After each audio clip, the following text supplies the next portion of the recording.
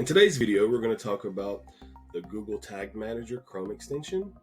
One, how it's used, and two, why it's important. So let's get started.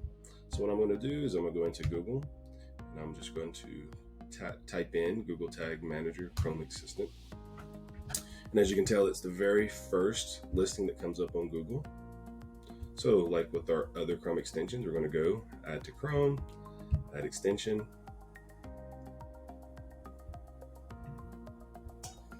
As it finished downloading, we're going to go and kind of pin it to our taskbar.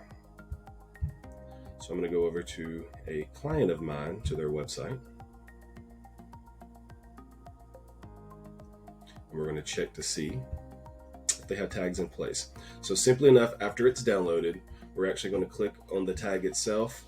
As you can tell, there's a couple instructions here that you have to set up initially when you first download it. So we're going to click done. We're going to go to enable.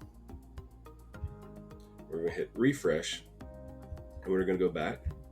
And as you can tell, Tag Assistant, Google Tag, told us or gave us information here that there's a total of 10 tags and one error on this website.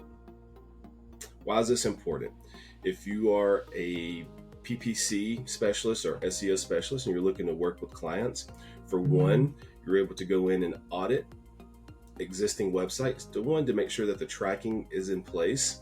And two, if you're looking to drum up some new business, this is a fantastic way for you to go to look at websites that are already in the marketplace and to see if businesses have tags in place or not. If there's no tags in place, you could easily pitch your services on how and why tags need to be implemented on websites. If they're already there, you can pitch your services on conversions and making sure you audit to make sure that the tags are set up properly to be able to track the information that's coming into each website.